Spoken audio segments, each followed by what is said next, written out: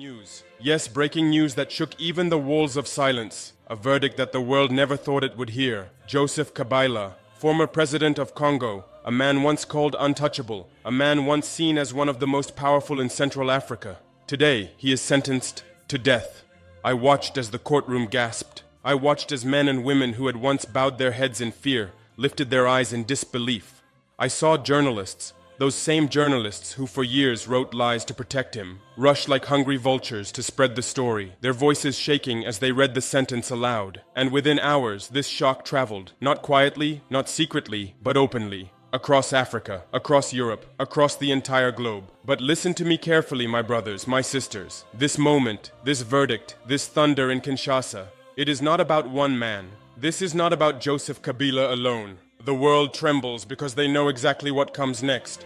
They tremble because this is not the end. This is the beginning of the unraveling. And I say this to you openly with no fear. I am Captain Ibrahim Traore. I will not remain silent, because what has just happened is not only a verdict, it is a warning. It is a sign. It is the future of Africa itself. The shock that echoed in silence. They told you this day would never come. They told you that Joseph Kabila, ruler of Congo, was untouchable. They told you that African leaders could do anything, steal, kill, betray, and still sleep peacefully under the guard of foreign armies. They told you that no African court would dare challenge the fortress of power. They told you no judge would risk his life to put pen to paper against men who had dined with the West, who had walked the red carpets of Paris, who had posed in photo ops with American presidents. But today, the gavel came down, and the verdict shook the earth. The sound was not just wood striking wood. It was the sound of chains breaking. It was the sound of walls cracking. It was the sound of history changing course. Joseph Kabila, sentenced to death. And the world trembles, they say. But I ask you, my brothers and sisters, why should the world tremble at the fall of one man? No, the world should tremble because this is only the beginning, beyond one man. This verdict is not about Joseph Kabila. Do not let them reduce it to that. This is about a machine. This is about an entire system. A system that created him. A system that taught him that African blood is cheap. A system that told him, take what you want, sell what you wish, and we will protect you as long as the gold flows to us, as long as the oil flows to us, as long as the diamonds pass through our banks. It is the same system that put crowns on weak men and called them kings. It is the same system that placed pens in the hands of traitors and told them to sign away rivers, forests, and futures. It is the same system that smiled in public and plotted in private, that said partnership but meant plunder. Kabila was not an accident. He was the design. He was the product. And now, his sentence is not a judgment of a single man. It is a message. A message to every president who believes foreign palaces will shield them. A message to every general who believes guns given by outsiders will protect them. A message to every banker who believes Western accounts will save them. That message is simple. Africa is no longer your playground. Shockwaves across the world. Do you see how the earth shook? In Paris, I hear the whispers. Too extreme, they mutter, as if Africa asking for justice is extremism. In Washington, I hear the panic. This will destabilize Africa, they cry, as if Africa is not already destabilized by their hands. And in London, I see the nervous hands, the pale faces, the shaking voices. How could Africans dare put a former president on trial? Let me answer them here before all of you. You destabilized Africa when you carved it up like a feast at Berlin in 1884. You destabilized Africa when you armed rebels and called it foreign aid. You destabilized Africa when you sent missionaries with one hand and mercenaries with the other. You destabilized Africa when you stole coltan for your phones, uranium for your bombs, gold for your banks. You destabilized Africa when you said, our oil is your collateral, our people your labor, our future your property. Do not lecture us about stability, because today Africa is not falling apart. Africa is rising, and the tremble you feel in your cities, the unease in your parliaments, the fear in your eyes, it is not the collapse of Africa. It is the collapse of your control. I stand before you not as a soldier in uniform, but as a son of this soil. I stand before you not with medals, but with the scars of struggle. I am not here as a commander, but as the voice of a generation that refuses to kneel. This verdict, the sentence against Kabila, is not about revenge. It is about rebirth. It is about a continent that has been silent too long, finally speaking. It is about a people who have suffered too long, finally standing. It is about the millions whose names will never be written in history books, but whose tears have filled rivers, whose sweat has watered fields, whose blood has marked battlefields. And hear me, Africa, if justice can be done in Kinshasa, then justice can be done in Dakar. If justice can be done in Kinshasa, it can be done in Lagos, in Nairobi, in Khartoum, in Bamako, in Ouagadougou, in every corner of this great continent. No leader is too sacred. No chair is too permanent. No palace is too strong. Africa's new dawn has no room for betrayal. I say this not just to presidents, not just to generals, not just to ministers. I say this to you, the people. The forgotten, the ignored, the silenced, the farmers in the fields, the mothers in the markets, the students in the classrooms, the workers in the mines. This victory is yours. This verdict is yours. For too long they told you that justice was a myth. For too long they told you that men like Kabila could not fall. For too long they told you that Africa could not rise. But today, the impossible has happened. And tomorrow, the unimaginable will follow. Brothers and sisters, let us not deceive ourselves. Joseph Kabila did not rise from the soil of Congo by accident. He was not a storm that came uninvited. He was a product, a design, a carefully crafted tool. And if you want to understand why his fall shakes the world, you must understand how men like him were built. You must remember the long chain of betrayals that stretched from colonial palaces to African capitals. The ghost of Berlin, 1884. It began in Berlin, yes, Berlin, 1884, in the grand halls of Europe. Men who had never seen the Congo River, men who could not name Timbuktu or Ouagadougou, sat with maps and knives. They carved Africa like meat at a banquet. They drew lines across deserts, mountains, rivers, with no thought of the people who lived there. And when they were done, they smiled, shook hands, and called it civilization. Civilization? What they called civilization was slavery with a new mask. What they called progress was plunder wrapped in contracts. What they called development was destruction wearing a suit. From that moment, Africa was not a land to them. It was a prize. Its kings became pawns. Its gold became their reserves. Its children became their labor. And Congo, oh Congo, became the bleeding heart of this theft. Leopold II of Belgium turned Congo into his personal business. Rubber, ivory, gold. He extracted it with chains, with whips, with mutilations that haunt us to this day. Millions died. And yet Europe called it a success. The birth of puppets. When the age of direct colonialism ended, they promised freedom. They promised independence. Flags were raised. Anthems were sung. But the chains had not been broken. They had only been polished. They replaced colonial governors with African faces. But behind those faces stood the same Western banks, the same Western armies, the same Western interests. These new rulers were not leaders. They were puppets. And the hands that pulled their strings sat in Paris, in Washington, in London. They gave them loans, not to build schools, not to build hospitals, but to keep them indebted. They gave them weapons, not to protect their people, but to suppress them. They gave them praise, not for justice, but for obedience. And every time a leader tried to rise for his people, he was cut down. Patrice Lumumba in Congo, Thomas Sankara in Burkina Faso, Kwame Nkrumah in Ghana. They were assassinated, toppled, silenced, not because they failed, but because they dared to succeed without permission. The creation of Kabila. Joseph Kabila was born from this poisoned soil. He was not raised to serve his people. He was trained to serve the system. He was taught that leadership is not... Lovely viewers, welcome to AMF4 TV. My name is Richard Che. I hope you are fine. Okay, we are talking about how African leaders has to be united by this an influential leader, Burkina Faso President Ibrahim Traore. There is a video on social media, especially on our handles, that we have to share it to you for you people to comment on it, on how statements he has been making all these days. We'll keep on updating you on this issue, but don't forget to subscribe to our YouTube channel for more of this video as well as similar videos like this. Let's listen to whatever he said and on social media to see, and then also don't forget to comment when you watch this video.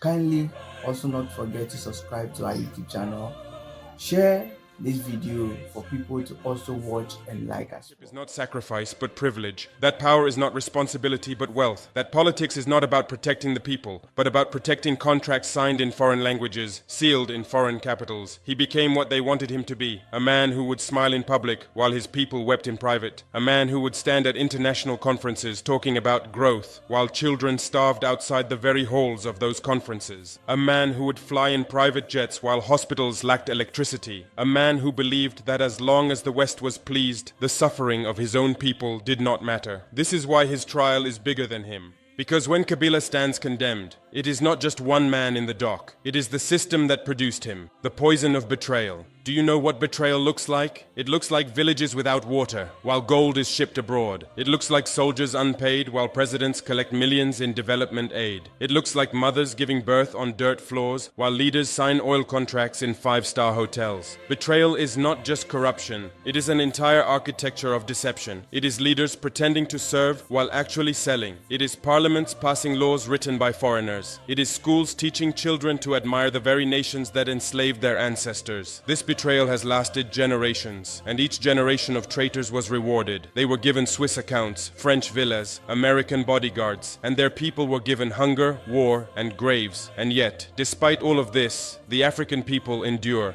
Despite the chains, we walk. Despite the wounds, we rise. Despite the betrayals, we remember. They thought they erased Lumumba when they killed him, but his words live in every African heart.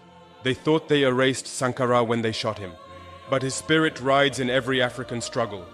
They thought they silenced Nkrumah with coups, but his dream of a united Africa grows stronger every day. The people endure because truth cannot be killed.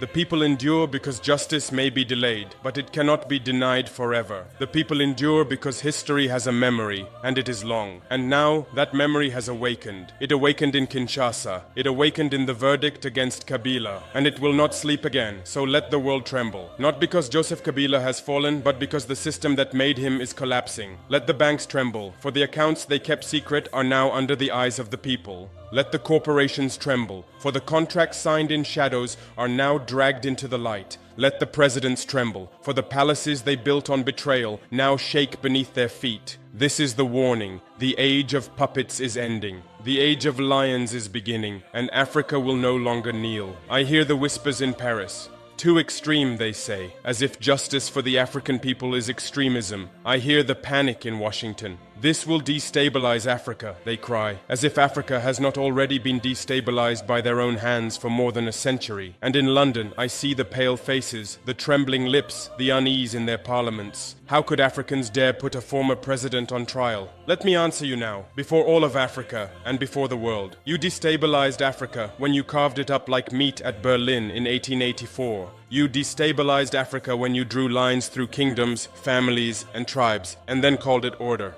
You destabilized Africa when you stole millions of hands and shipped them across the ocean as slaves, then pretended to abolish slavery while replacing it with colonialism. You destabilized Africa when you armed rebels, funded coups, and called it policy. You destabilized Africa when you sent missionaries with one hand and mercenaries with the other. You destabilized Africa when you stole coltan for your phones, uranium for your bombs, diamonds for your rings, cocoa for your chocolate, and left nothing but poverty behind. You destabilized Africa when you said, your oil is our collateral. Your gold is our bank reserve. Your future is our playground. And today you dare to lecture us about stability? No, gentlemen. No, ladies. It is not Africa that is destabilized today. It is you. It is your grip. It is your illusion of control. It is your empire of theft that trembles. For centuries, your power rested not only on your weapons, not only on your banks, but on our fear. You told our leaders, do not resist. Do not question, do not dream. If you obey, you will live in comfort. If you resist, you will die. And too many obeyed, too many knelt, too many sold their souls for crumbs from your tables.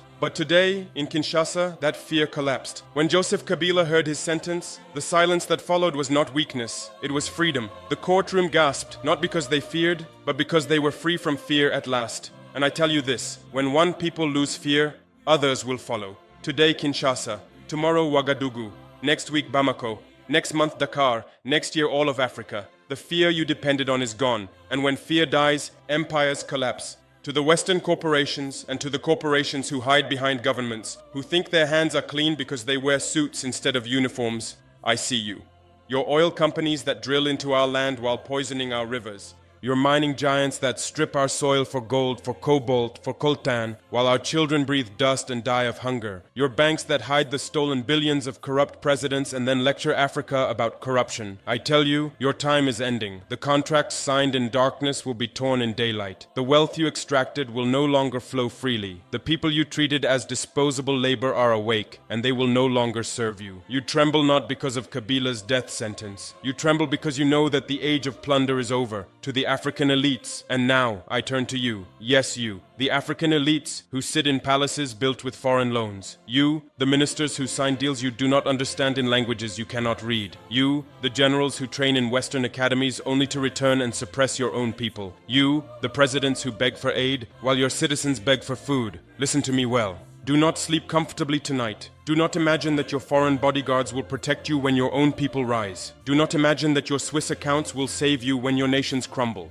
Do not imagine that your photo ops with foreign presidents will shield you when justice comes knocking. Because the tide has turned, the people have awakened, and the verdict against Joseph Kabila is only the first wave. Those who betrayed Africa for oil contracts, your names are known. Those who sold uranium for crumbs, your names are known. Those who allowed their people to die so they could dine with IMF chiefs, your names are known. Those who let their people starve while they posed with smiles at UN banquets, your names are known. Those who opened their borders to foreign soldiers while closing their ears to their own people's cries, your names are known. And justice is coming, not the justice of foreign courts, not the justice of Western lawyers, but the justice of your own people, the justice of the continent, the justice of history itself. And to the people of Africa I say, do not wait. Do not wait for permission to demand justice. Do not wait for foreign observers to certify your courage. Do not wait for elites to grow a conscience. They will not. Stand tall. Rise together. Remember, justice is possible.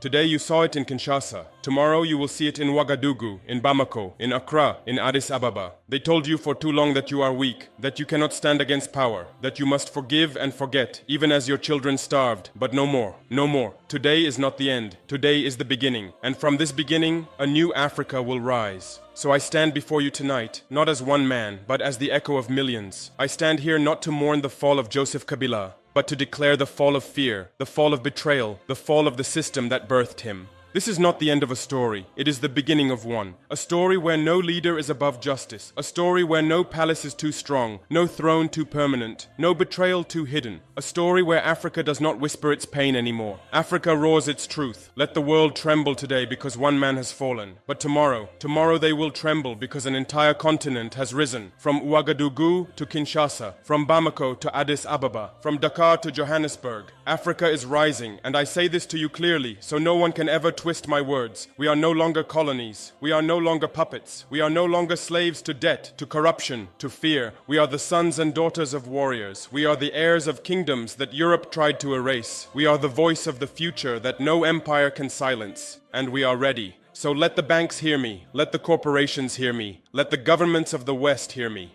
Let every trader hiding in palaces hear me. Let every young African standing in the streets hear me. This is Africa's hour. This is Africa's dawn. This is Africa's revolution. The verdict in Kinshasa is not just a gavel falling. It is the sound of chains breaking. It is the sound of empires collapsing. It is the sound of a continent awakening. And no matter how much they tremble, no matter how much they resist, they cannot stop what has already begun. Welcome back.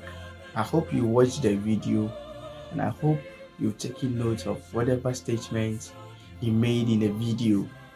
Kindly not to forget to also subscribe, also comment on the video to see your ideas on what Ibrahim Traore is doing, how he's influencing African countries to also unite them for development.